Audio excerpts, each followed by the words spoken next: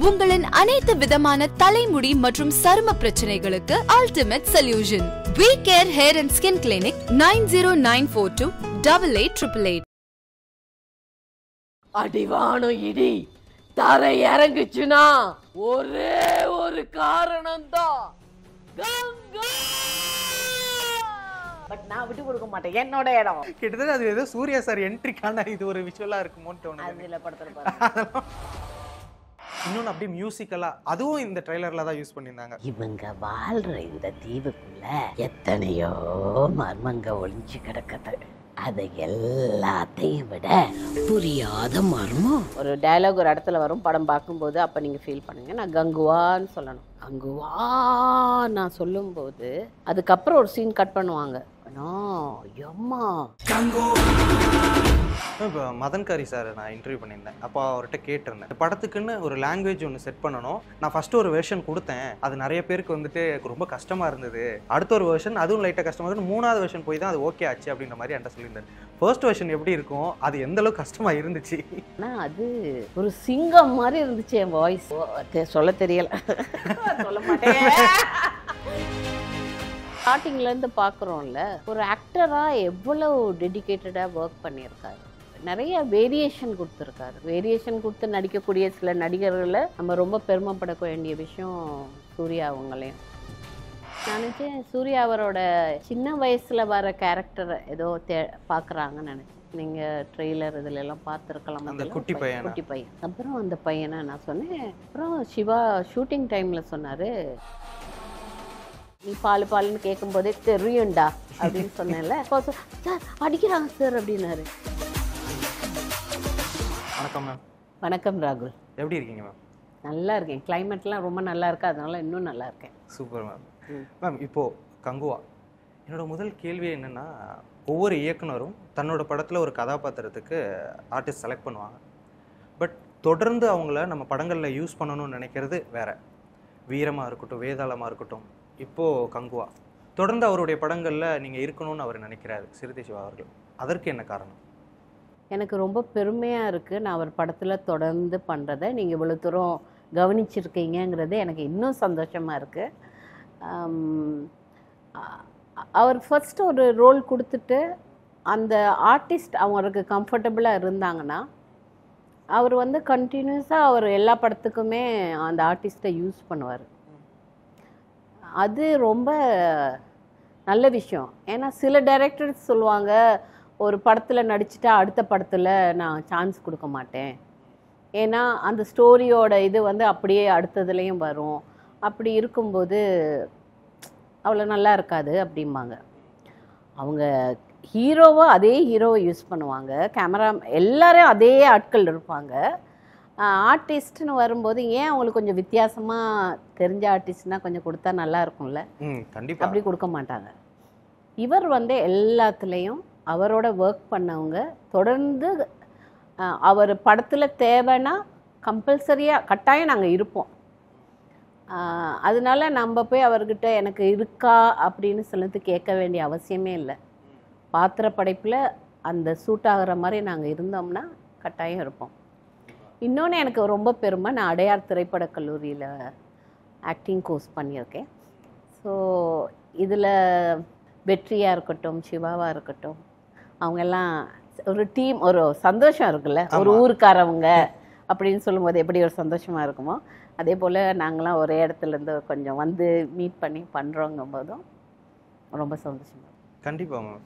Ma'am இப்போது ஒரு படத்தில் நடிகர் அப்படிங்கிறத தாண்டி இந்த படத்தையே நாம் தான் சொல்ல போகிறோம், ஆடியன்ஸ் கூட ஒரு கனெக்டிங் ஃபேக்டராக நம்ம இருக்க போகிறோங்கிறது ஒரு விதத்தில் சந்தோஷமாக இருந்தாலும் அது எந்தளவுக்கு ப்ரெஷராக இருக்கும் மேம்? இப்போது இந்த கங்குவாவோட கதை சொல்லலுமே உங்கள் வாய்ஸில் தான் வருது.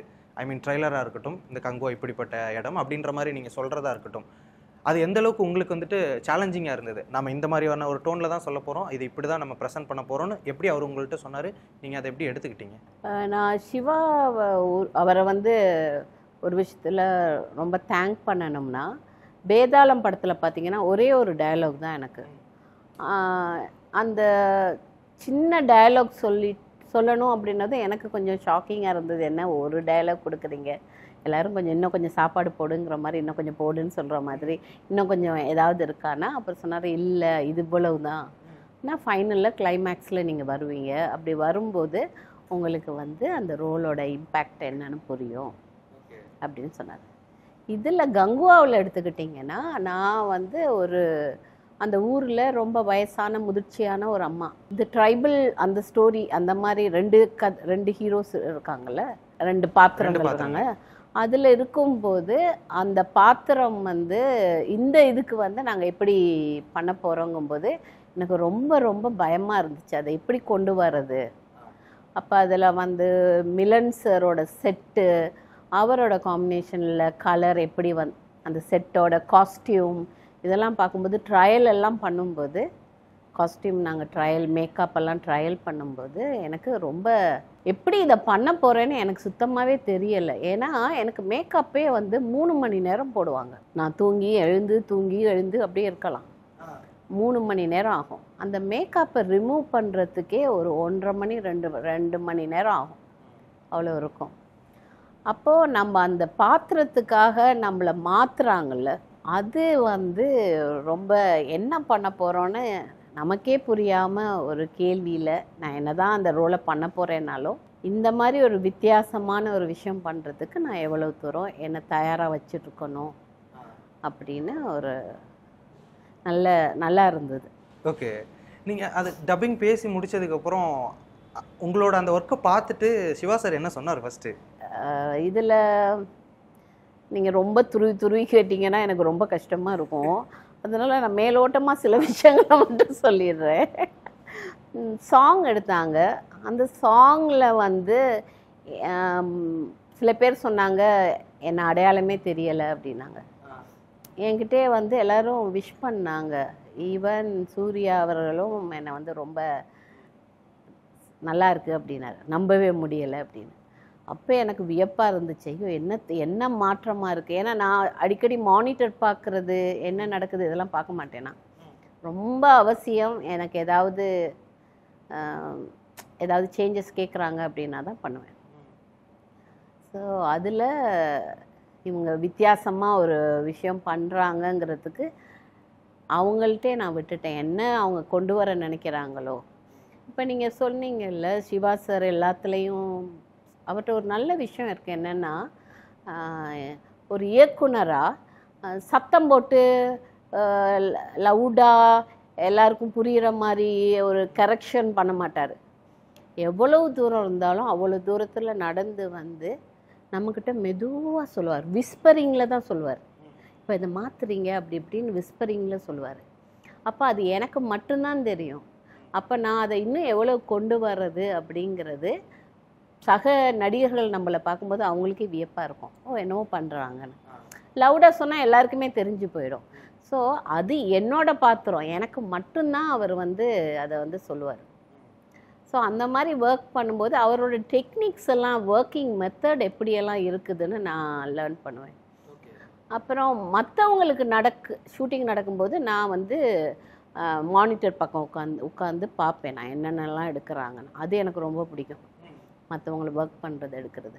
அப்போ நிறைய விஷயம் டிஸ்கஸ் பண்ணுவார். அவரோட ஒர்க் ப்ராசஸை பற்றியெல்லாம் சொல்லுவார், என்னென்னலாம் நடந்துக்கிட்டு இருக்குது அப்படின்லாம் சொல்லுவார். ஸோ ஃப்ரெண்ட்லியாக அவ்வளோ டைமும் கொடுப்பார் நம்மக்கிட்ட. ஒர்க் பண்ணும்போது எனக்கு வேணுங்கிற பாத்திரத்தை அது எனக்கு மட்டும்தான் புரியும். அந்த மாதிரி மதன் கார்கி அவர் வந்து டப்பிங் நேரம் இருந்தார். அவரை உள்ளே பார்த்ததுமே நான் பயந்துட்டேன், ஐயோயோ இவர் இருக்காரா அப்படின்னு. அப்புறம் ஏன்னு கேட்டார், இல்லை எனக்கு பயமாக இருக்குது என்ன பேச போகிறோம். பட் ஒரு அங்கே நான் டப்பிங் பேசும்போது எனக்கு வந்து ஒரு மியூசிக்கலாக ஒரு விஷயம் ஃபீல் பண்ணதாக தான் இருந்தது தவிர வசனம் பேசுகிறோம் அந்த மாதிரி ஃபீலிங்கே இருக்கலை. அந்த சவுண்டோட அவர் சொல்லி கொடுத்த விதம் இருக்குல்ல, நல்லா சொல்லி கொடுத்தாரு. அப்போ அவர் சொல்லி கொடுக்கும்போது ஒவ்வொரு வார்த்தைக்கும் என்ன மாதிரி நம்ம சவுண்டை ப்ரொனவுன்ஸ் பண்ணணுங்கிறத ரொம்ப அழகாக சொல்லி கொடுத்தாரு. எல்லாத்துலேயும் பேசுகிறோம், எல்லாத்துலேயும் வந்து டப்பிங் நேரம் அந்தந்த ஸ்லாங்குக்கு அந்தந்த எக்ஸ்பர்ட் வந்து எங்களுக்கு சொல்லி கொடுப்பாங்க. அப்போ எல்லாருமே இந்த டும் டும் படத்தை நான் எல்லாரும் ரசிப்பாங்க, ரொம்ப அழகாக பேசியிருக்கீங்கன்னு. அது அவங்க சொல்லி கொடுத்ததை வச்சு தான் அழகன் பெருமான் சார் வந்து எவ்வளோ தூரம் ஒர்க் பண்ணாரோ அதுதான் அந்த படத்தோட இது. இதில் வந்து சிவா அவர்களும் இவர் மதன் கார்க்கி சாரும் சொல்லும்போது இதை எப்படி கொண்டு வர்றது, என்ன கொண்டு வர்றது, 2 நாள் பண்ணினேன் நான் டப்பிங். அதில் பெருமையாக சொல்லிக்கிறேன். ஏன்னா அவங்களுக்கு வேணுங்கிறது இன்னும் வேறு என்னென்னவெல்லாம் திருப்பி கொண்டு வரலாம் அப்படின்னு அவங்க ஒர்க் பண்ணாங்க. ஸோ அதனால் சில பேர் கேட்டாங்க, நீங்கள் வாய்ஸ் மட்டும்தான் கொடுத்துருக்கீங்களா அப்படின்னு. இதில் கதை சொல்லின்னு ஒரு ஸ்டோரி டெல்லர் வர்றாங்கள்ல, அது ஸ்டார்டிங்கில் அவங்க வாய்ஸை நீங்கள்லாம் கேட்கும்போது எனக்கும் சந்தோஷமாக இருந்தது. ஏன் வாய்ஸ்ன்னு இல்லை, அந்த வாய்ஸை அவங்க எப்படி எடுத்துகிட்டு வந்திருக்காங்க. கண்டிப்பாக மேம். இப்போ அதை சொல்லும் போது நீங்கள் சொன்னீங்களா அந்த மியூசிக்கலாக இருந்ததுன்னு, அதுதான் எங்களுக்கும் பிடிச்சிருந்தது. ஏன்னா அதுதான் மூடே செட் பண்ண போகுது. இப்போ ட்ரெய்லராக இருந்தாலும் படம் பார்க்க போகும்போது ஒரு விஷயம் என்ன ஆரம்பிக்குதோ அதுதான் அந்த மூட் செட் பண்ணும், அந்த ஆடியன்ஸ் உட்கார வைக்கும். கிட்டத்தட்ட நீங்கள் அதை சொல்லும்போது இந்த காட்டுக்குள்ளே என்னென்ன மர்மங்கள் ஒளிஞ்சிருக்குதுன்னா அப்படின்னு ஆரம்பிக்கிற அந்த ஒரு விஷயம் அதை பேசி காட்ட முடியுமா? ஒன்னா உரும்பிச்சுன்னா அடிவானம் இடி, தரை இறங்குச்சுன்னா ஒரே ஒரு காரணம்தான், கங்கா. வாவ். பட் நான் விட்டு கொடுக்க மாட்டேன், என்னோட இடம். ஐயா கிட்டத்தட்ட அது ஏதோ சூர்யா சார் என்ட்ரிக்கான இது ஒரு விஷுவலா இருக்குமோன்னு தோணுது. அதுல படத்துல பாருங்க. இது எந்த அளவுக்கு ஒரு ஆக்ரோஷமா அந்த ஒரு விஷயம் இருந்ததோ, அந்த எஃபெக்டா இருந்ததோ, இன்னொன்று அப்படியே மியூசிக்கலா அதுவும் இந்த ட்ரெய்லர்ல தான் யூஸ் பண்ணியிருந்தாங்க. இவங்க வாழ்ற இந்த தீவுக்குள்ள எத்தனையோ மர்மங்க ஒளிஞ்சு கிடக்குது. அதை எல்லாத்தையும் விட புரியாத மர்மம்.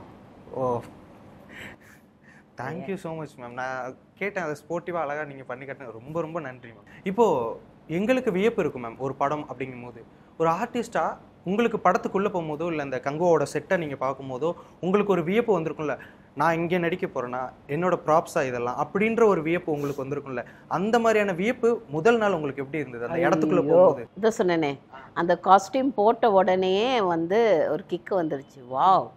ஏன்னா இது வரைக்கும் போடாத ட்ரெஸ்ஸு, ஈவன் ட்ராமா அந்த மாதிரி கூட நான் யூஸ் பண்ணதில்லை. அப்போ அந்த மாதிரி ஒரு செட் காஸ்டியூம் போட்டிருக்கோம், ஜுவல்லரி அந்த மாதிரி தலையில் போட்டிருக்கிறது எல்லாமே. தென் செட்டை பார்த்தீங்கன்னா யூஸ்வலாக எல்லா படத்துக்கும் போனோம்னா ஒரு 10-15 எல்லோரும் வீட்டில் தனித்தனி வீடு இருக்க மாதிரி தானே கேரவேன் அடுக்கி இருக்கும் நிறையா.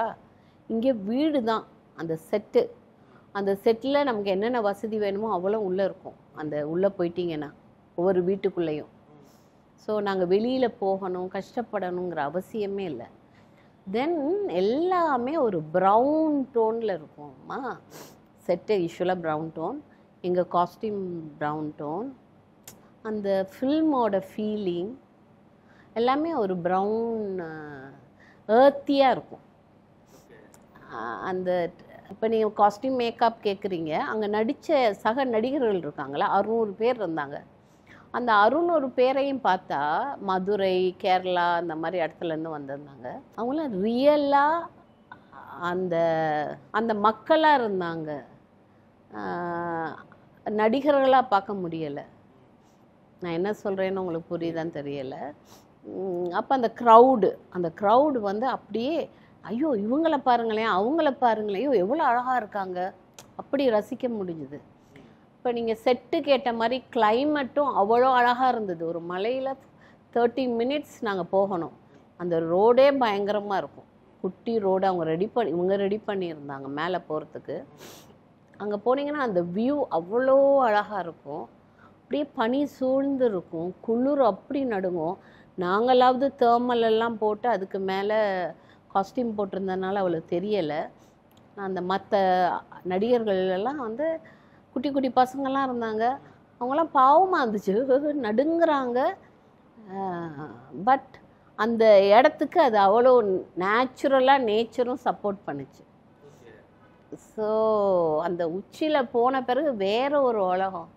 அந்த டைமில் எனக்கு கால் ஸ்லிப் ஆனனால கால் பிறண்டு நடக்க முடியலை.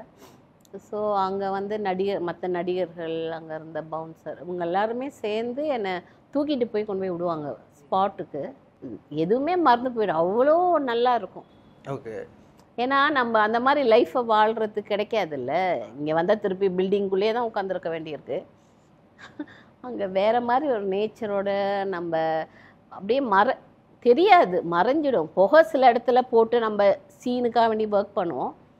அது வெற்றி ரொம்ப லக்கி, அவருக்கு ரொம்ப பிளெஸ்ஸிங் இருக்குதுன்னு நினைக்கிறேன். அவ்வளோ அழகாக அந்த ஃபோட்டோகிராஃபிக்கு நேச்சர் ஹெல்ப் பண்ணி, அதுவும் ஆக்ட் பண்ணிச்சு, வந்து போயிட்டு ரொம்ப அழகாக இருந்தது. கண்டிப்பாக மேம். மேம் நீங்கள் பேசும்போது ஒரு வார்த்தை சொன்னீங்களே, நாம் அந்த வாழ்க்கை வாழ முடியாதுல்ல, நான் மறுபடியும் வந்து இந்த பில்டிங்குள்ளே இருந்துருவேன்னு.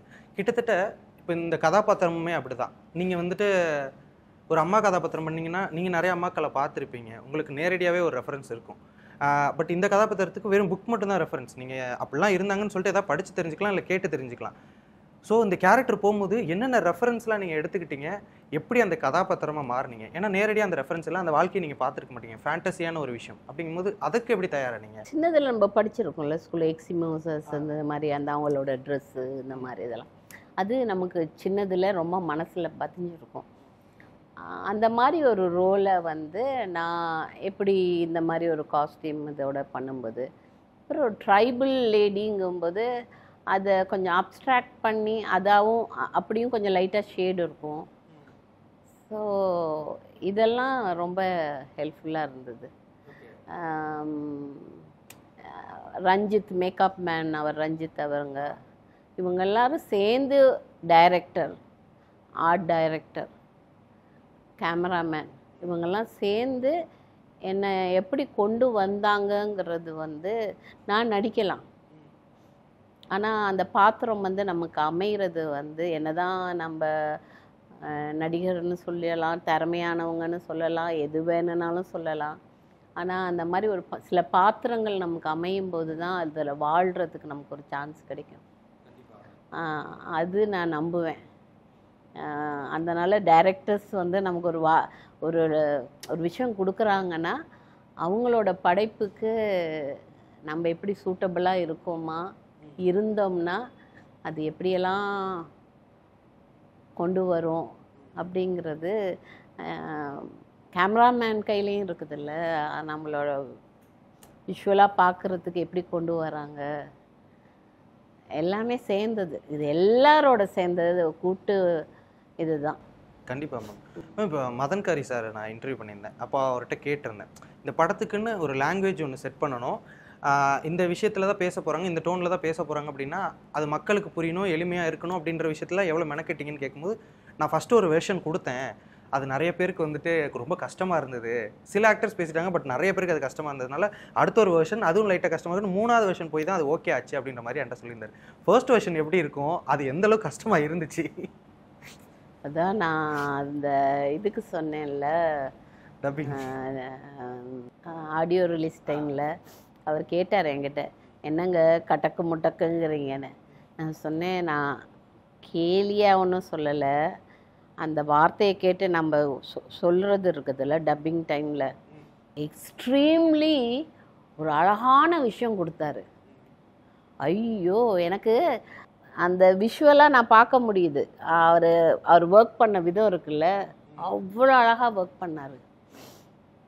அந்த ஃபஸ்ட் இது சொல்கிறீங்கல்ல, அது கிளாஸ். அது நம்ம எங்களுக்கு ஒர்க் பண்ணுறதுக்கே கஷ்டம்தான், இருந்தாலும் அதை எடுத்து கொண்டு வந்தோம் நாங்கள். அது ரொம்ப நல்லா இருந்துச்சு. நான் சொல்கிறேன், நான் பண்ணுற விஷயம், நான் பண்ணது. அப்புறம் அது அவ்வளோ கேட்டுட்டு அப்புறம் திருப்பி அவர் கொஞ்சம் கொஞ்சமாக மாற்றின பிறகு எனக்கு ஐயோ இது இல்லை அதுதானே பண்ணும்போதும் சொல்கிறேன் அதுதானே நல்லா இருக்குதுன்னு. பட் ஃபைனலி டைரக்டர் என்ன விரும்புகிற, அவரோட இது வேணும்ல. கண்டிப்பாக. ஆனால் அது ஒரு சிங்கம் மாதிரி இருந்துச்சு என் வாய்ஸ். ஓகே, அந்த ஃபர்ஸ்ட் வெர்ஷன்ல ஐயோ அது ஒரு சொல்ல தெரியல, சொல்ல மாட்டேன். தெரியும் இல்லை, விட்டுடுங்க. நாளைக்கு படம் ரிலீஸ் ஆக போகுது. ஆமா, நாளைக்கு பாருங்க. இல்ல மேம், நீங்க அது என்ன அந்த வெர்ஷன் எப்படி இருந்தாலும் நாங்க படத்திலே பார்க்க போறது இல்ல. நீங்க அது அட்லீஸ்ட் ஏதாவது ஒரு டயலாக் அதை நீங்க சொல்லி காட்டுங்க. டயலாக் எனக்கு ஞாபகம் இல்ல. மேபி ட்ரைலர்ல பேசின டயலாக்கே நீங்க அந்த வெர்ஷன்ல சொல்லி காட்டலாம். இல்ல எனக்கு தெரியல, ஸ்கிரிப்ட் கொடுத்தீங்கன்னா தான் சொல்ல முடியும். மேம் நான் ஸ்கிரிப்ட் கொடுத்தா சொல்லுவீங்களா? ஆமா கண்டிப்பா இருக்கு மேம் என்கிட்ட. அவ்வளவு தூரம் ப்ரிப்பேர்டா இருக்கீங்களா? ஆமா. ஐயோ நான் சொல்றேன், நீங்க அதை சொல்லிருங்க வேணாம். ஐயோ இல்ல நான் இப்போ தப்பா சொன்னேன்னா அப்புறம் அசிங்கமா இருக்கும். ஓகே மேம், நான் வேணா இன்டர்வியூ முடிச்சிட்டு நான் அதை சொல்றேன், நீங்க அதை இது பண்ணுங்க. சொல்லுங்க, நான் சொல்றேன். சீரியஸ்லி மேம், இப்போ அது ஆ ஒரு சின்ன விஷயம் சொல்றேன். ம் நான் அந்த டயலாக் ஒரு டயலாக் ஒரு இடத்துல வரும் படம் பார்க்கும்போது, அப்போ நீங்கள் ஃபீல் பண்ணுங்க. நான் கங்குவான்னு சொல்லணும். இப்போ கங்குவா அது சொல்லும்போது, கங்குவா நான் சொல்லும்போது அதுக்கப்புறம் ஒரு சீன் கட் பண்ணுவாங்க. அந்த சீனுக்கு அந்த வரைக்கும் அந்த வாய்ஸ் வந்து நான் டப்பிங் கொடுத்து முடிச்ச பிறகு எனக்கு அந்த ஃபீல் இருந்துட்டு இருந்தது அங்கே. அப்போ அந்த அளவுக்கு ஒரு மேட்சிங் இருந்தது. எம்மா வா, ஏன்னா நான் வந்து வாய்ஸை வச்சு தான் ப்ளே பண்ணுவேன்.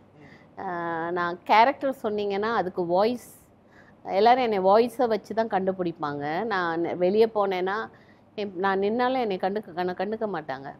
நான் ஒன்று வாய்ஸ் ஏதாவது சொல்லும்போது, எங்க சாரி தப்பாக எடுத்துக்காதீங்க, நீங்கள் நடிகையா அப்படின்பாங்க. இல்லை நான் சிரிச்சேன்னா அப்போ கேட்பாங்க நீங்கள் நடிகையா அப்படிம்பாங்க. ஸோ அவங்க மெமரியில் என்ன இருக்குதுன்னா என் வாய்ஸும் என்னோட சிரிப்பும் தான் அவங்களுக்கு இருக்குது. அப்போ இந்த எங்கேருந்து எமோஷன் வந்து நம்ம பண்ணுறோம், அப்போ நான் எமோஷனை வந்து எந்த இடத்துல வாய்ஸ் கொண்டு வந்தால் அந்த எமோஷன் ஃபீல் பண்ண நல்லாயிருக்கும் அப்படின்னு நான் அதெல்லாம் அப்படி தான் ஒர்க் பண்ணுவேன்.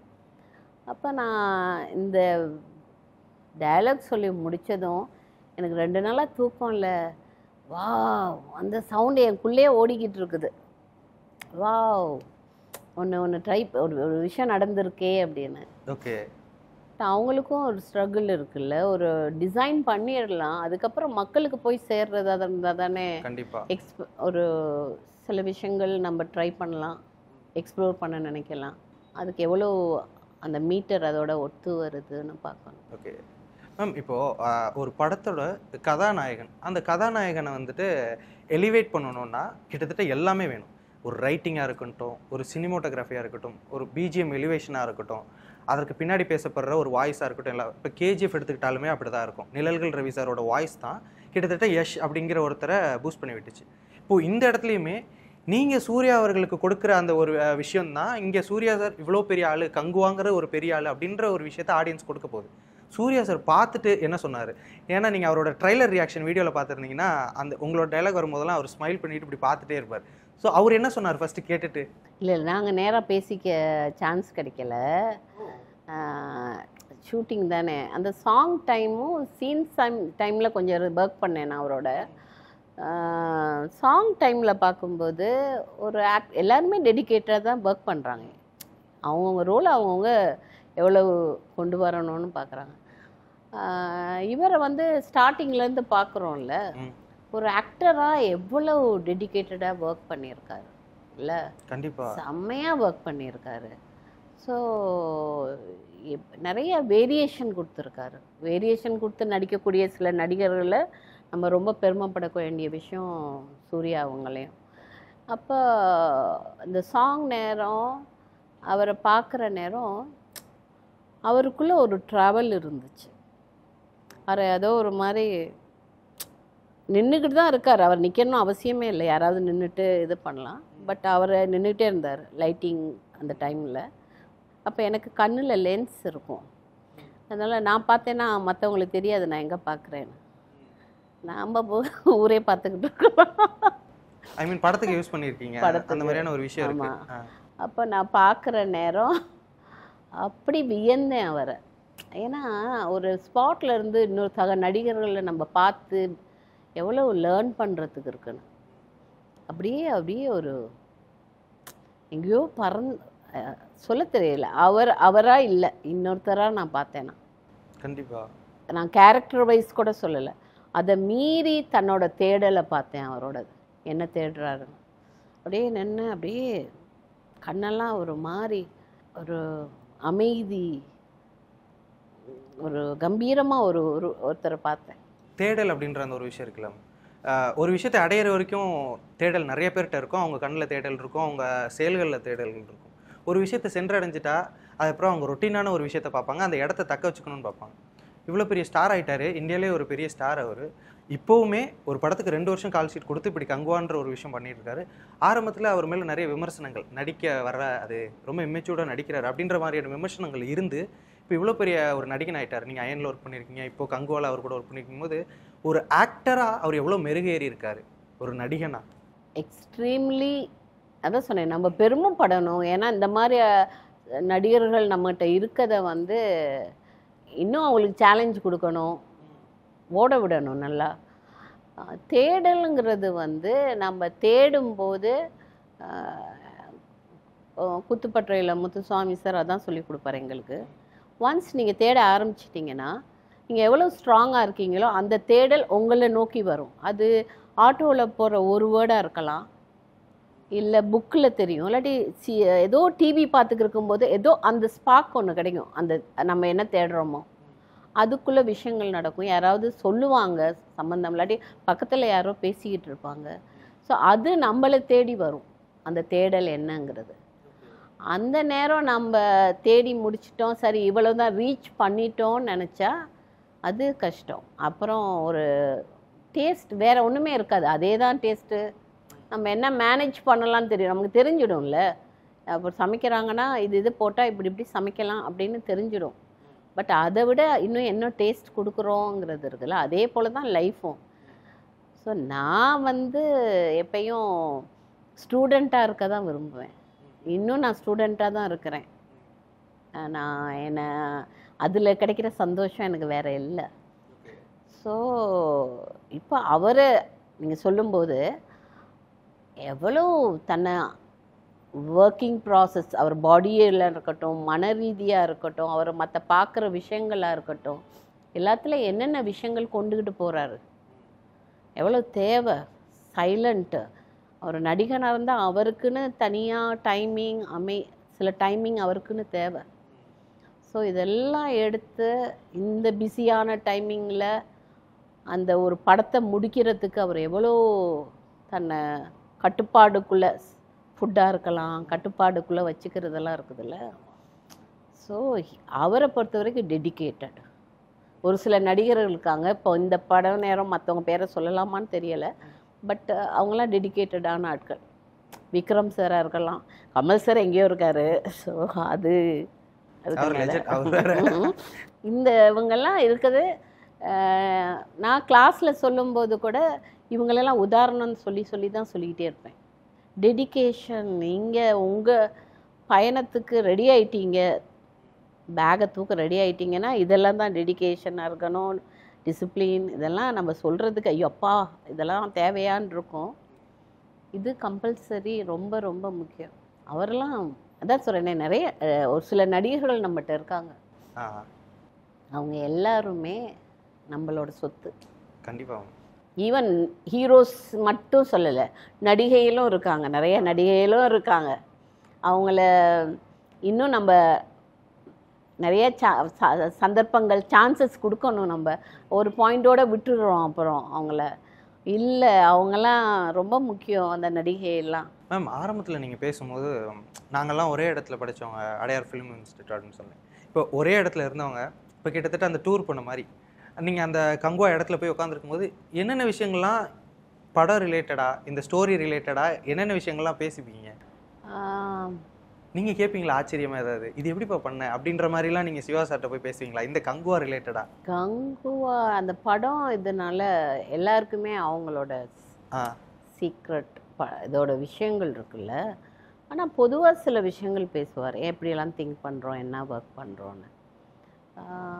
இப்போது இன்ஸ்டியூட்டில் படித்தோன்னா நாங்களாம் ஒரே பேட்சில் நிறைய வருஷங்களுக்கு அப்புறம் மீட் பண்ணுறோம். ஆனால் நான் பிரிச்செல்லாம் பேச விரும்பலை. இன்ஸ்டியூட்டுனா ஒன்று, இதுனா ஒன்றுன்னு. இதுக்கு தனி இது இருக்குதுல்ல. நீங்கள் இப்போ ஒரு காலேஜில் முடிச்சுட்டு போகும்போது உங்களுக்குள்ள ஒரு பாசம் இருக்கும்ல, அவ்வளோதான். எப்படியெல்லாம் அவங்க ஒர்க் பண்ணுறாங்கங்கிறத நான் கேள்வி கேட்பேன். என்ன கதையை மெயினாக கேட்க முடியாது, அது நல்லதும் இல்லை. என்ன மாதிரி இது திங்க் பண்ணுறீங்க, இது எப்படி, என்ன மாதிரி சில விஷயங்கள், பொதுவான சில விஷயங்கள், நமக்கு தேவையான சில விஷயங்கள். ஓகே, அது பேசணும். மேம் இப்போ நீங்கள் ஒரு நடிகை அப்படிங்கிறது இங்கே நிறைய பேருக்கு தெரியும். ஆனால் அதை தாண்டி நீங்கள் வந்து ஆக்டிங் ட்ரைனராகவும் இருக்கீங்க, நிறைய பேருக்கு ட்ரைன் பண்ணுறீங்க, கிளாஸ் எடுக்கிறீங்க அப்படிங்கிறது நிறைய பேருக்கு நிறைய பேருக்கு தெரியல. அப்படிங்கும்போது படத்துலேயே நீங்கள் நிறைய ஆக்ட்ரஸ்க்குலாம் நீங்கள் ட்ரெயின் பண்ணியிருக்கீங்க. இப்போ இந்த கங்குவால நீங்கள் ட்ரெயின் பண்ணியிருக்கீங்களா யாருக்காவது? சிவா வந்து 3 பேர் அனுப்பியிருந்தார், பசங்க, சின்ன பசங்க. ஓகே. அதில் யாரை நீங்கள் செலக்ட் பண்ணுறீங்க அப்படி ஆடிஷன் பண்ணி பாருங்கன்னாரு. அப்போ நான் 3 பேர் வந்தாங்க. 2 பசங்க ஏற்கனவே சினிமாவில் நடிச்சிட்டு இருக்காங்க. இன்னொரு பையன் வந்து அவர் மியூசிக்ஸில் அவரே கம்போஸ் பண்ணி சில விஷயங்கள்லாம் பண்ணுறாரு. சின்ன வயசு பையன் தான். அப்புறம் அவர் வந்து ஆடெல்லாம் நிறைய பண்ணியிருக்காரு. இந்த 3 பேர் பார்க்கும்போது அந்த 2 பேர் நல்லா நடிக்கிறாங்க, நல்ல நடிகர்கள் நடிக்கிறாங்க. இந்த நந்தாங்கிற ஒரு பையனுக்கு நான் நடிக்க கொடுக்கும்போது சின்ன சப்போர்ட்டிங் ரோல் மாதிரி கொடுத்தேன், ஃப்ரெண்டு அப்படின்னு கொடுத்தேன். அப்போ கொடுக்கும்போது அவரோட ரியாக்ஷன் வந்து ரொம்ப நல்லா இருந்தது. எனக்கே வியப்பாக இருந்தது. எவ்வளோ அந்த சைலன்ஸ் முதல் கொண்டு அந்த பையன் ஃபீல் பண்ணுறாரு, எவ்வளோ தூரம் எக்ஸ்ப்ரெஷன் கொடுக்கணும், சைலன்ஸ். அப்போ எனக்கு தோணுச்சு, இந்த 2 பேருக்கும் எப்படியும் வாய்ப்புகள் கிடைக்கும், இந்த 2 பசங்களும் கட்டாயம் கிடைக்கும், ஏன்னா நல்ல நடிகர்கள். இந்த நந்தாவை பொறுத்த வரைக்கும் என்ன ஃபீல் பண்ணேன்னா, ஒரு சைலண்ட்டாக பண்ணக்கூடிய ஒரு ஆள் இந்த கதையில் இருந்தால் எப்படி இருக்கும் அப்படின்னு எனக்கு நந்தா தான். அப்புறம் திரும்ப கொஞ்சம் 2 மாதத்துக்கு அப்புறம் திருப்பியும் கேட்டார், சிவா நீங்கள் யாரை நினைக்கிறீங்க? நந்தா தான் எனக்கு ஃபிக்ஸ்டு மைண்டில், நான் யார். அப்போ எனக்கு தெரியாது, கதை தெரியாதுல்ல. நான் நினச்சேன் சூர்யா அவரோட சின்ன வயசில் வர கேரக்டரை ஏதோ பார்க்குறாங்கன்னு நினச்சேன். அப்புறம் பார்த்தா அதில் ஒரு பாத்திரம், முக்கியமான பாத்திரம் அவர் பண்ணுறாரு. நீங்கள் ட்ரெய்லர் இதில் எல்லாம் பார்த்துருக்கலாம், அந்த குட்டி பையன். அப்புறம் அந்த பையனை நான் சொன்னேன். அப்புறம் சிவா ஷூட்டிங் டைமில் சொன்னார், நானே வியந்துட்டேன், அவன் என்னென்னலாம் பண்ணுறான், பிரமாதம் அவன், ஐயோ சில இடத்துல புரியலை, இந்த மாதிரி எக்ஸ்ப்ரெஷன்ஸ் எப்படி வரும்னு புரியலை அப்படி. இப்போ ரொம்ப சந்தோஷமாக இருந்தது.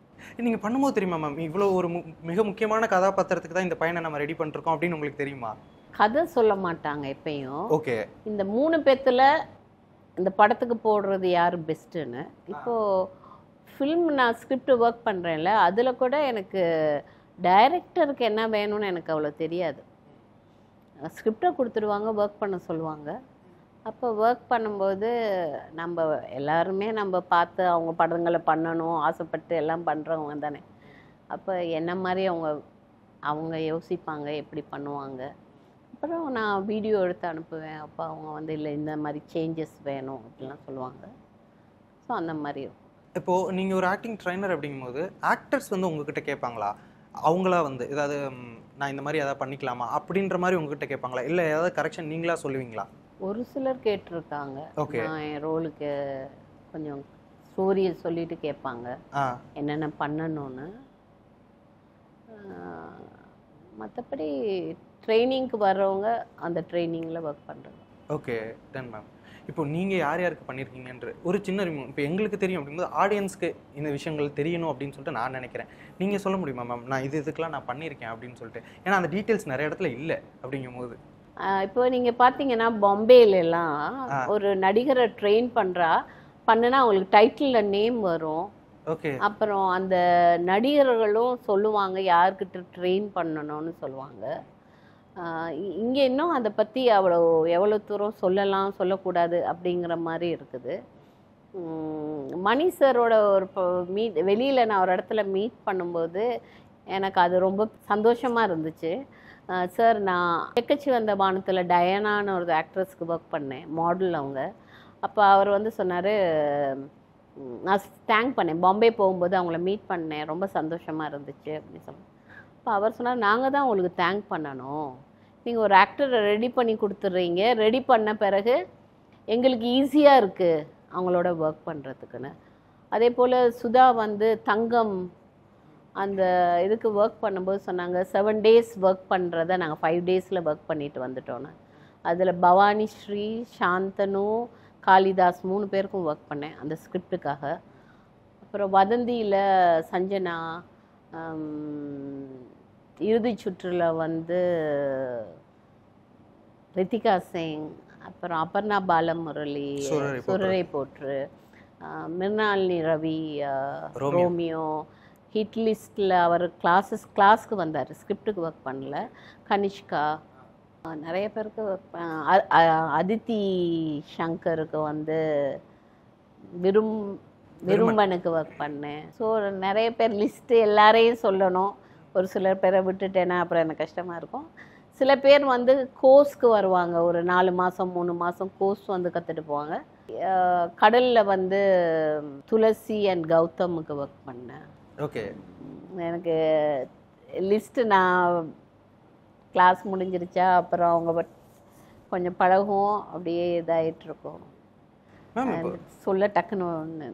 ஓகே மேம், இப்போ நீங்கள் ஆக்டிங் ட்ரைன் பண்ணாமல் நீங்கள் ஒரு ஆக்டராக மட்டும் நீங்கள் போவீங்கல்ல, நீங்கள் நடிக்கிறத மானிட்டரை பார்க்க மாட்டீங்க. பட் உங்கள் ஷார்ட் முடிச்சுட்டு வந்து மானிட்டர் பார்க்கும்போது மற்றவங்க நடிக்கிறதெல்லாம் பார்ப்பீங்கல்ல, அப்போ உங்களுக்கு எப்படி இருக்கும்? அவங்க நடிக்கும் போது இப்படி பண்ணுறாங்க அப்படின்ற மாதிரி ஏதாவது ஒரு விஷயம் அவங்கள்ட்டலாம் நீங்களாக போய் சொல்லுவீங்களா? அவங்க கேட்டாலும் கேட்கலனாலும் உங்களுக்கு ஒரு விஷயம் டிஸ்கம்ஃபர்ட்டாக இருந்தால் இது போய் அவங்கள்ட்ட சொல்லுவீங்களா? இந்த மாதிரி பண்ணிக்கலாமே, இப்படி பண்ணிக்கலாமே அப்படின்ற மாதிரி. ஒரு நடிக்கும்போது டைரக்டர்னு ஒருத்தர் இருக்கார், அவர் தான் அதுக்குள்ளே கேப்டன்னு சொல்கிறோம். ஸோ இண்டிவிஜுவலாக நம்ம போய் சொல்கிறது எனக்கு அதில் உடன்பாடு இல்லை. ஏன்னா என்னோடய வேலையை விட்டுட்டு நான் இன்னொருத்தவங்க வேலையை பண்ணுறேன்னா அது எந்த அளவுக்கு நான் சொல்லணும் சொல்லக்கூடாதுன்னு இருக்குது. அதனால் நான் அநேகமாக டைரக்டர்கிட்ட சொல்லுவேன் இப்படி பண்ணு. இப்போ நான் ஒரு தெலுங்கு படம் பண்ணிக்கிட்டு இருக்கேன். அந்த படத்தில் வந்து அந்த ரொம்ப வருஷத்துக்கு பிறகு தெலுங்கு படம் பண்ணுறேன். அப்போ பண்ணும்போது அதில் நான் என்னோடய ரோல் என்ன அப்படின்னு இன்னும் எனக்கு சரியாக பிடிப்படலை. அதனால நான் ஒரு 3 hours வந்து அந்த ஹீரோ ஒர்க் பண்ணுறதை பார்த்தேன். ஒரு ஸ்டண்ட் சீன் ஒன்று. அவர் வந்து உட்காரவும் இல்லை, ஃபோனில் யார்கிட்டையும் பேசலை. 2 hours அவர் நின்ன இடத்துல வந்து ஷார்ட் பண்ணுறாரு, ஷார்ட் பண்ணுறாரு, அந்த மாதிரியே பண்ணிக்கிட்டு இருக்கார், நின்றுக்கிட்டே இருக்கார் அவர். ஸோ அப்போது அவர் எப்படி ஒர்க் பண்ணுறாரு, என்ன டைமிங் இருக்குது அவர் உடம்புல. இப்போ நான் அவரோட நான் ஒரு பாயிண்டில் சண்டை பிடிக்கணுமா? அப்போ அந்த சண்டை பிடிக்கிறதுனா அவர் யாருன்னு எனக்கு தெரியாதுல்ல. ஸோ அப்போ நான் வந்து ஸ்டடி பண்ணிக்கிட்டு இருந்தேன் அவர் யார் என்ன அப்படின்னு. சிலது எனக்கு சொல்லணும்னு தோணுனா ஜஸ்ட்டு டைரக்டர்கிட்ட பாஸ் பண்ணுவேன், அதுக்கப்புறம் அவர் எடுத்துக்கிறது அவரோட. ஓகே. ஒவ்வொரு கதை, ஏன்னா நான் வந்து கிளாஸ் எடுக்கிறேன்னா ஸ்பாட்டுக்கு போய்ட்டும் அங்கே என் வேலை பண்ணுறது என் வேலை இல்லை, என் வேலையை பண்ணுறது தான் என் வேலை. புரியுது மேம். மேம் இப்போ ஒவ்வொரு விஷயம் இருக்குது, அதாவது வந்துட்டு ஒவ்வொரு கதாபாத்திரங்களுக்குள்ளே உள்ளே போகிறது அப்படின்னு ஒன்று இருக்குல்ல, உள்ளே போகிறது எப்படியோ அதே மாதிரி வெளியே வர்றது அப்படின்னு ஒன்று இருக்குது. கங்குவாங்கிறது கிட்டத்தட்ட அது ஒரு உலகம். அப்படிங்கும்போது அந்த உலகத்துக்குள்ளே போயிட்டு கடைசி நாள் நீங்கள் மேக்கப்பு கலைச்சிட்டு கடைசி நாள் வெளியே வரும்போது உங்களுக்கு என்னென்ன மாதிரியான மனநிலை இருந்தது? ஒரு குறிப்பிட்ட காலத்துக்கு நம்ம அதே மேக்கப்பில் இருக்கும்போது நமக்கு சேர்ந்துக்கு அதோட ஒரு உறவு இருக்கும், அதை அப்படியே தூக்கி போட்டுற முடியாது. அந்த சில விஷயங்கள் வந்து நமக்கு ரொம்ப பிடிச்சிருக்கும், அதுலேருந்து வர்றது ரொம்ப கஷ்டமாக இருக்கும். ஆனால் ஒரு ஆக்டரோட வேலை வந்து பிடிச்சிருந்தாலும் சுவிட்ச் ஆன் சுவிட்ச் ஆஃப் அப்படிங்கிறது வந்து லைஃப்பில் தேவையாக இருக்குது. நம்ம ஒரு பாத்திரம் பண்ணணுன்னா அந்த பாத்திரம் சப்போஸ் என்னை வருத்தி நான் பண்ண வேண்டிய விஷயம்னா அது என்னோட உடம்பையும் சரி மனசையும் சரி பாதிக்கும். நீங்கள் பார்த்தீங்கனாலே பார்க்குறவங்களுக்கே புரியும். ஒரு படம் பார்ப்பாங்க, அந்த படம் பார்த்து முடித்த பிறகு பார்த்தீங்கன்னா அந்த கேரக்டரோட இன்ஃப்ளூயன்ஸ் அவங்க லைஃப்பில் அந்த படம் முடிஞ்சு நைட்டு நீங்கள் வீட்டுக்கு வர்றதோ அடுத்த 2 நாள்லேயே இருக்கும். ஒருத்தவங்களோட பழகும்போதே நமக்கு அவங்களோட பிஹேவியர்ஸ் நமக்குள்ளேயும் வரும். அதே போல் ஒரு கேரக்டரில் நம்ம வாழும்போது அதுக்கு எவ்வளவு தூரம் நாங்கள் அதே ஆசை போட்டுக்கிட்டு இருக்கோம்ல. ஸோ அதுலேருந்து வெளியே வர்றது ரொம்ப ரொம்ப முக்கியம். எனக்கு நான் சொன்னேன்ல 3 hours நான் அந்த மாதிரி ஒரு கெட்டப் என்னை மாற்றி எடுக்கிறாங்கன்னு, அது ஒரு சில நேரத்துக்கு பிறகு அதுதான் நான் அந்த நாள் ஃபுல்லாக நான் வாழ்கிறேன். காலையில் 8 மணிக்கு ரெடி பண்ணாங்கன்னா சாயந்தரம் 6 மணி 7 மணி வரைக்கும் அதே டைமிங்கில் நம்ம இருக்க வேண்டியிருக்கு. அப்படி இருக்கும்போது அது எப்படி நம்மளை விட்டு வெளியே போகும்? கண்டிப்பாக பேசிக்கிட்டு என்ன இருந்தாலும் நான் 10 தடவை நம்ம கண்ணாடி பார்க்கும்போது திருப்பி இதுதான் நானும் பார்க்குறோம்ல.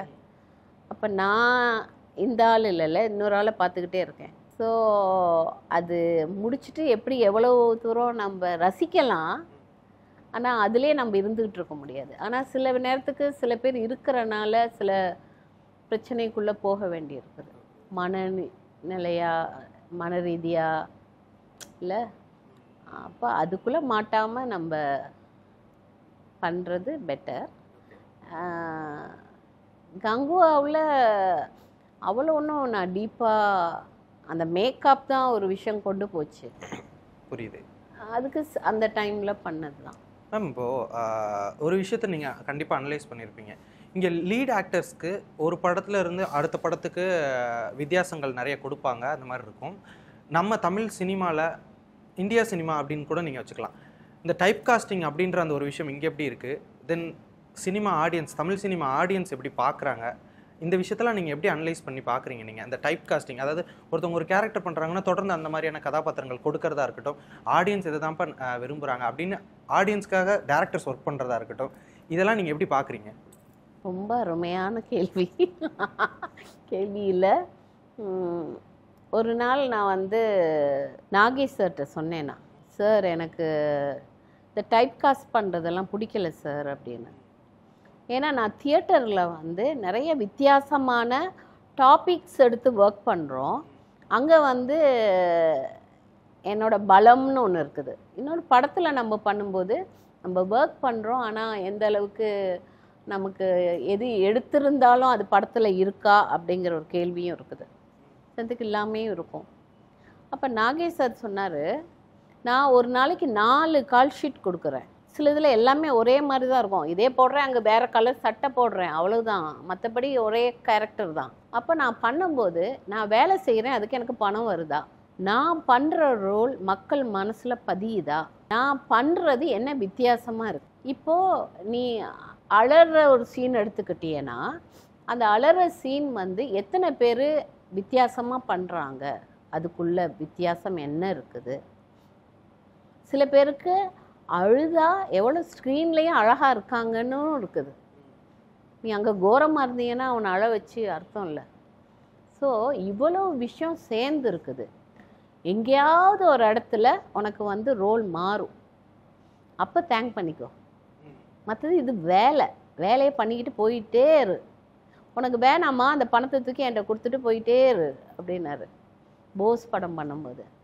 அப்போ தான் நான் யோசித்து பார்த்தேன், நான் வந்து இப்போ ஒரு படத்தில், இப்போ நான் சொல்கிறேன் என்னோட இதில் முதல்வனில் தி பெஸ்ட்டு கொடுக்கணுன்ட்டு நான் வந்து இந்த ஒரு அழுக சீனில் என்ன பண்ணணும்னு பண்ணேன். அடுத்து என்ன செய்கிறாங்க, அடுத்து வர படத்துலலாம் இந்த அம்மாவை அழ விட்டுறலாம். இப்போ நான் வந்து அழணும் ஆசைப்படல. அப்போது நான் பண்ணுற ரோல் வந்து எப்படி வந்து ஸ்டீரியோ டைப் ஆகுது. அப்போ அந்த ஸ்டீரியோ டைப் ஆகும்போது எனக்கும் விரக்தி வருது, என்னடா இங்கே போயிட்டு திருப்பி ஒரே மாதிரி கொடுக்குறாங்க, என்னத்தை பண்ணுறது. அப்போ அதில் என்ன வித்தியாசமாக நான் பண்ணலாம். இப்போ நான் வீடு உடைகிறதுக்கு அழுகுறேன், பாய்ஸில் வந்து என் பையன் இறந்து போயிட்டான்னு அழுகிறேன், இன்னொரு படத்தில் வேறு. அப்போ ஒவ்வொரு அழுகையும் வித்தியாசமாக தான் இருக்குது. நம்ம அதை பார்க்குறதில்ல. நம்ம என்ன செய்கிறோம், ஜஸ்ட்டு அழறாங்க, அவ்வளோதான். இந்த அம்மா பையன் செத்து போயிட்டான்னு அதுக்கு எவ்வளோ ஒர்க் பண்ணி அழறாங்க. அப்போ நான் வந்து ஜஸ்ட்டு அழலை பாய்ஸில். அந்த பையனுக்கு உடம்பு சரியில்லைன்னு தேடுவேன், தேடிட்டு இப்படி கையை கொண்டு போயிட்டு அப்புறம் நான் அப்படி பார்ப்பேன், கையில் பிளட் இருக்கும். ஓ என் பிளட், என் பையன். அப்போ தான் ரியலைஸ் பண்ணுவேன் என் பையன் இறந்து போயிட்டான்னு. அப்போ நீங்களாம் சும்மா இருந்தீங்களா, சாகர ஆக்சிடெண்ட்டில் என்ன பண்ணீங்க அப்படின்னு கேள்வி கேட்குது.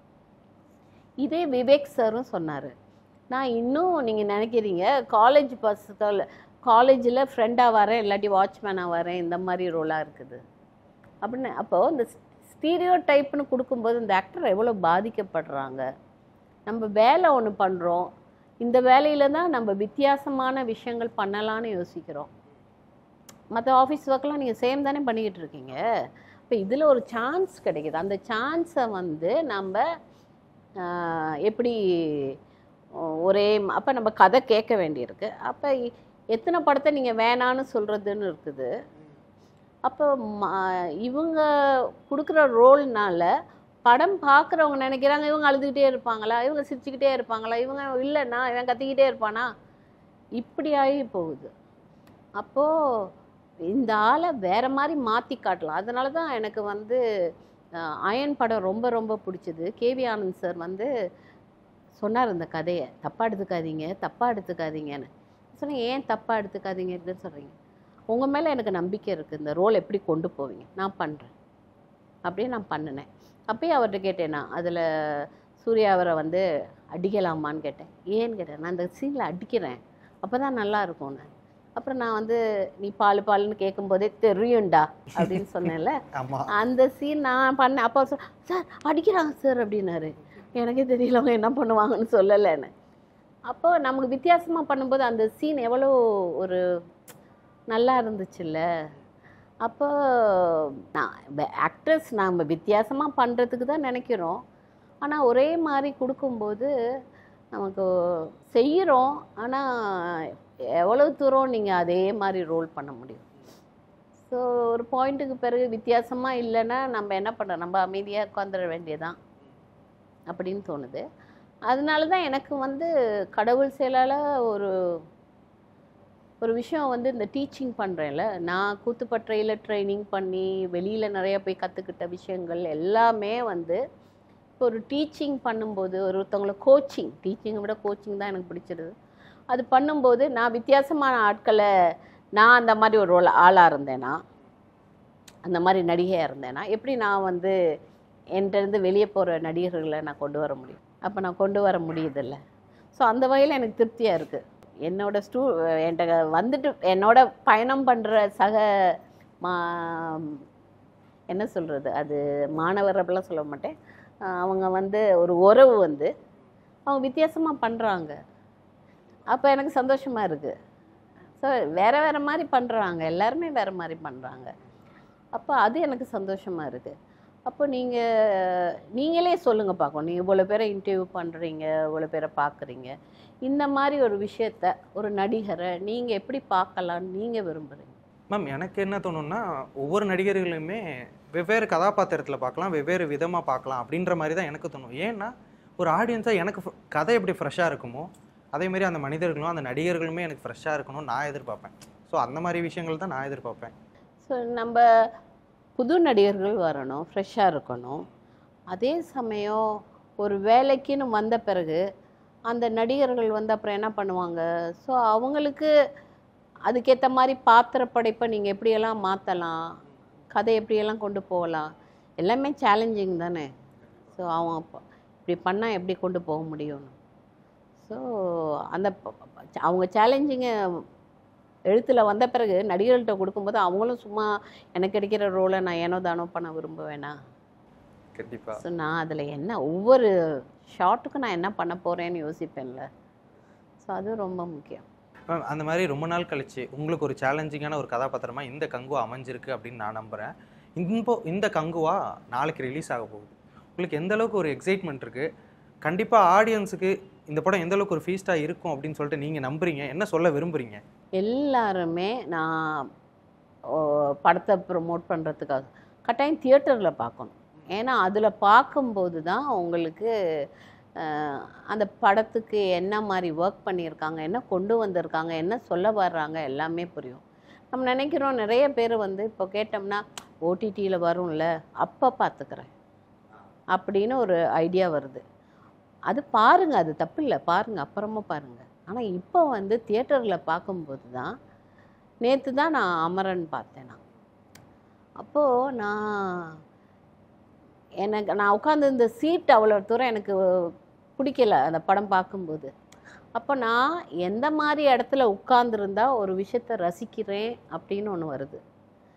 என்ன மனநிலையோடு நான் போகிறேன்.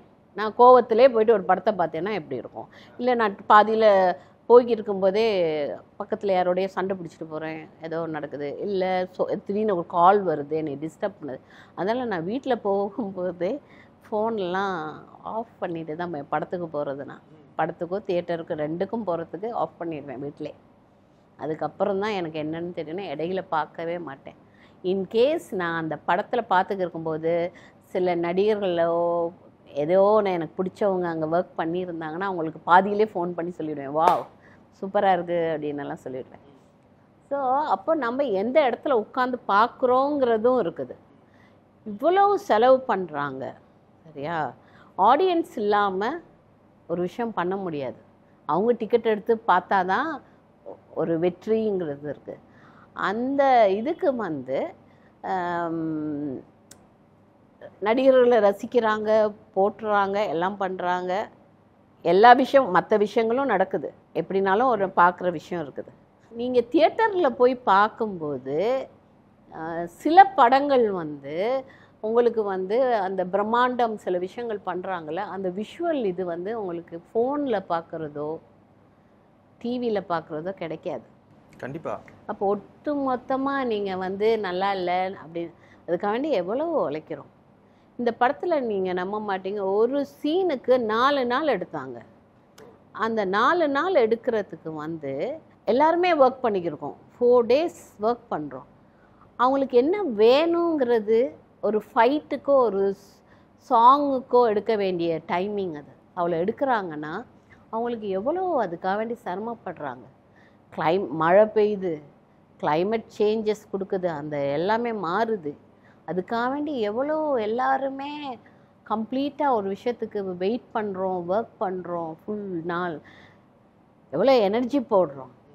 ஸோ இந்த மாதிரி படங்கள் வரும்போது தியேட்டரில் பார்க்குறதுக்குன்னே ஒரு ஆடியன்ஸ் இருப்பாங்க. இந்த ஓடிடி இதெல்லாம் வர்றனால எல்லார் மனநிலையும் சில நேரத்துக்கு மாறுது. அது தப்பு சொல்கிறதா சரி சொல்கிறதா தெரியலை. வெயிட் பண்ணலாம், அப்புறம் பார்த்துக்கலாம், எதுக்கு போவோம் அப்படின்னலாம். ஆனால் இந்த படம்லாம் தியேட்டரில் தான் பார்த்தாகணும், கட்டாயம் பார்த்தாகணும். கண்டிப்பாக மேம். அப்போ அந்த பார்க்கும்போது அந்த சவுண்டு, ஈவன் நீங்கள் சவுண்டு நினைக்கிறோம் வீட்டில் அந்த மாதிரி ஒரு ஏதோ சத்தம், ஏதோ டிஷும் டிஷும்னா ஓகே, அந்த டிஷும் இடையில மியூசிக் ஒரு என்ன பண்ணுறாங்க, அது பண்ணுறாங்க, இது பண்ண கம்ப்ளீட்டாக என்ன கொண்டு வராங்க. அதுவும் நமக்கு ஃபுல்லாக இப்போ தியேட்டர் அட்வான்ஸ் ஆக நமக்கும் பார்க்குற ஃபீலிங் மாறுது இல்லை. கண்டிப்பாக. அந்த ஃபீலிங் அதை எடுத்துகிட்டு தான் வரணும். கண்டிப்பாக. அப்போ தியேட்டரில் போய் கட்டாயம் பார்க்கணும். நானும் ரொம்ப ஆர்வமாக இருக்கேன், படத்தை பார்க்கணும், அதே நேரம் நான் என்ன பண்ணியிருக்கேங்கிறது பார்க்கணும். அப்புறம் ஒரு படங்கிறது சில படங்களை வந்து நம்ம வந்து செலிப்ரேஷனுக்குன்னு வைக்கிறோம். இந்த படம் தான் அந்த படம் தான் சொல்லல, மொத்தத்தில் ஒரு படம் வருதுன்னா எவ்வளோ சந்தோஷப்படுறாங்க, அந்த நாளுக்காக வேண்டி எவ்வளோ வெயிட் பண்ணுறாங்க, டிக்கெட்டுக்காக வேண்டி எவ்வளோ வெயிட் பண்ணுறாங்க, எல்லாம் கம்ப்யூட்டரில் இருக்காங்க புக் பண்ணுறதுக்கு. ஓகே ஓகே ஓகே ஓகேன்னு. ஸோ இந்த மாதிரி விஷயங்கள் இருக்கும்போது அதை மற்றவங்களும் சேர்ந்து நிறைய விஷயங்கள் இருக்குது. பட் தியேட்டரில் போய் பார்க்குறதுங்கிறது பார்க்குறவங்களுக்கு ஒரு வேறு விதமான அனுபவம் கிடைக்கும். கண்டிப்பாக மேம். எல்லாருமே வெயிட் பண்ணிட்டு இருக்கோம் பார்க்கறதுக்கு. நீங்கள் இன்னும் அடுத்தடுத்த உயரங்களுக்கு போகணும் அப்படின்னு சொல்லிட்டு சினி உலகம் சார்பாக வாழ்த்துக்கள் தெரிவிச்சுக்கிறேன். தேங்க்யூ ஸோ மச் நேரத்திற்கும் ராகுல். கருத்திற்கும் நன்றி மேம். தேங்க்யூ ஸோ மச் ராகுல். எனக்கு ரொம்ப பிடிச்சிருக்கு உங்களோட பேசின விதம். நான் அதான் இன்டர்வியூன்னு கூட சொல்லலை, பேசுகிற விதம். ஏன்னா இது வந்து ஜஸ்ட்டு வந்து நம்ம ஒரு விஷயத்துக்காக வேண்டிய அவசரப்பட்டு ஒன்று பண்ணி என்னென்ன கொண்டு வரலாம் அப்படின்னு இல்லாமல், நீங்கள் இந்த கங்குவாவுக்காக நீங்கள் எவ்வளோ ஒர்க் பண்ணியிருக்கீங்க, இந்த படத்தை வெளியில் கொண்டு வந்து மக்கள்கிட்ட சேர்க்குறதுக்காக வேண்டி நீங்கள் எவ்வளோ கஷ்டப்படுறீங்க, அதுக்குன்னு ஹோம்ஒர்க்கெல்லாம் பண்ணிடுவீங்க. ஸோ இதெல்லாம் எனக்கு ரொம்ப பெருமையாக இருக்குது. இந்த மாதிரி ஒர்க் பண்ணுறது எனக்கும் ரொம்ப ரொம்ப சந்தோஷமாக இருக்குது. கண்டிப்பாக ma'am. Thank you so much. Good luck. Thank you ma'am. Thank you. உங்களின் அனைத்து விதமான தலைமுடி மற்றும் சரும பிரச்சனைகளுக்கு ultimate solution. We Care Hair and Skin Clinic 90942 8888.